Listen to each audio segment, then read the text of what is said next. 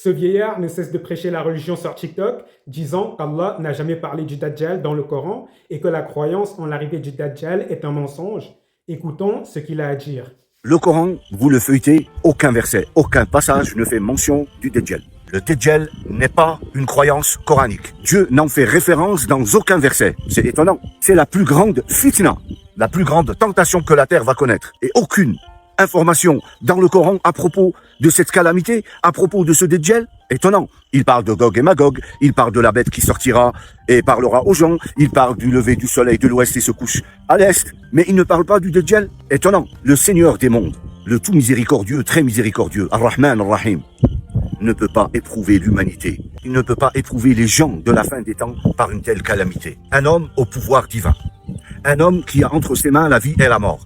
Un homme qui a entre ses mains la richesse et la pauvreté. Il ordonne à une contrée riche une verdure en un claquement de doigts et elle devient le désert. Vous vous imaginez une telle tentation? Dieu va laisser un homme se prétendre pour Dieu sur terre?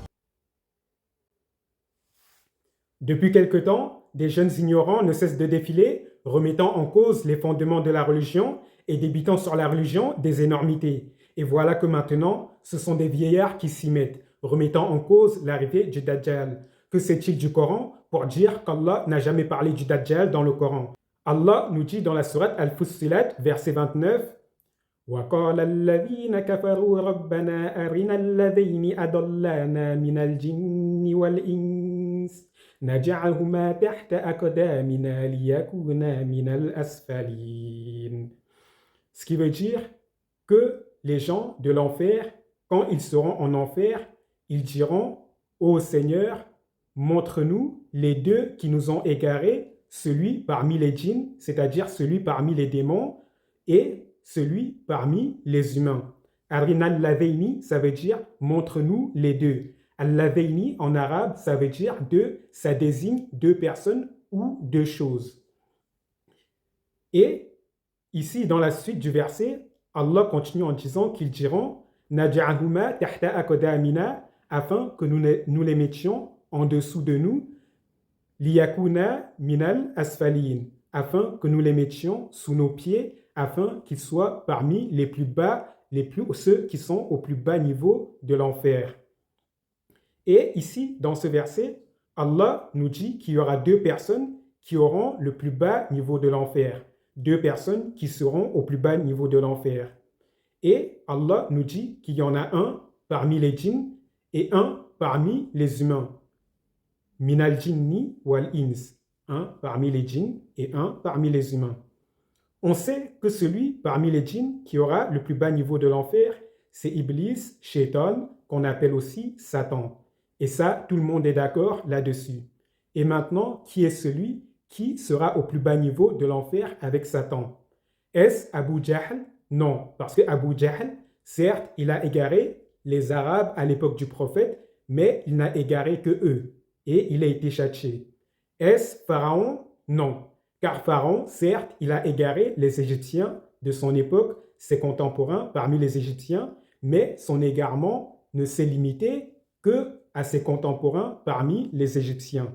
Et maintenant, qui est celui qui est le plus apte à être au plus bas niveau de l'enfer parmi les humains? C'est le Dajjal, on est tous d'accord là-dessus. Car le Dajjal, nul n'égarera les gens comme lui, il les a égarés, et nul ne troublera les gens comme lui, il les a troublés. Et le prophète nous a parlé du Dajjal dans de nombreux hadiths et nous a donné la description du Dajjal en confirmant que c'est bel et bien un humain. Et nous, à notre époque, on sait très bien que les sionistes, ils préparent la place pour l'arrivée du Dajjal. Donc, ce monsieur qui vient dire qu'Allah ne parle pas du Dajjal dans le Coran, ça montre qu'il n'a pas compris le Coran, ça montre qu'il n'a pas médité le Coran. Et maintenant, pourquoi je vous parle de ce sujet? Sachez que à notre époque, la science s'en est allée et les gens ont mis à leur tête des ignorants qui ont le cœur rempli de doutes. Et dans leurs doutes, ils ne cessent de renier les fondements de la religion et le diable les utilise pour préparer la place du Dajjal, pour préparer l'arrivée du Dajjal. Et fait partie des choses qui permettent de préparer l'arrivée du Dajjal, c'est que les gens ne croient plus au Dajjal et que les gens ne croient plus en son arrivée. Et ainsi, le jour où il arrivera, les gens ne seront pas prêts à la tentation et ils ne seront pas prêts à se protéger contre lui et ainsi il les dominera. Et afin de mener cette mission à bon escient, le diable utilise ces personnes qui ont le doute dans le cœur pour semer le doute dans le cœur des autres croyants et dans le cœur des autres musulmans afin qu'ils doutent de ces choses qui sont arrivées et afin qu'ils ne soient pas préparés au moment venu. Donc, vous qui êtes croyants, vous qui êtes musulmans, préparez-vous mentalement à l'arrivée du Dajjal, étudiez votre religion afin de ne pas tomber dans les pièges de ces gens qui viennent vous manipuler pour vous préparer à l'arrivée du Dajjal, pour vous préparer à tomber dans les pièges du Dajjal. Et ce monsieur, il est extrêmement ignorant, de même que tous ceux qui doutent de l'arrivée du Dajjal, ou bien de même que tous ceux qui pensent que le Dajjal n'est pas une personne.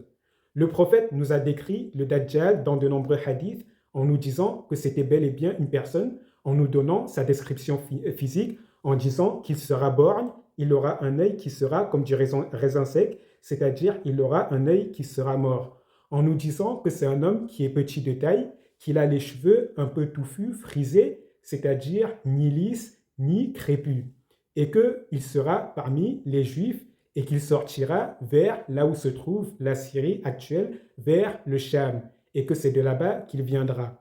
Le prophète nous a donné toutes ces informations afin qu'on soit prêt à reconnaître le Dajjal quand il arrivera. Mais ces gens-là qui ont le doute dans leur cœur, ils remettent ces fondements de la religion en doute, alors que ces fondements de la religion, ils ont été prophétisés même dans l'Évangile, et même les chrétiens qui ne sont pas musulmans le savent très bien et sont préparés à l'arrivée du Dajjal, mais ce monsieur, il met en doute quelque chose sur laquelle les trois religions monothéistes sont d'accord, à savoir la religion juive, la religion chrétienne et la religion musulmane. Ces trois religions sont unanimes sur l'arrivée du Dajjal, mais ce monsieur qui a le doute dans le cœur, il vient remettre cela en question. Et encore, une fois de plus, vous allez entendre de nombreuses personnes venir remettre l'arrivée du Dajjal en doute et venir remettre les fondements de la religion en doute. Et ces gens-là ne sont que des esclaves du diable qui sont là pour vous préparer mentalement afin que lorsque le Dajjal arrivera, vous ne serez pas prêts et vous tomberez dans le piège du Dajjal car vous ne croirez plus en lui et ainsi quand le Dajjal viendra, vous ne vous direz même pas dans vos pensées que c'est le Dajjal. Et comme on dit, la plus grande ruse du diable, c'est de te faire croire qu'il n'existe pas. Et de cette même manière, la plus grande ruse du Dajjal, c'est de te faire croire qu'il ne va pas arriver.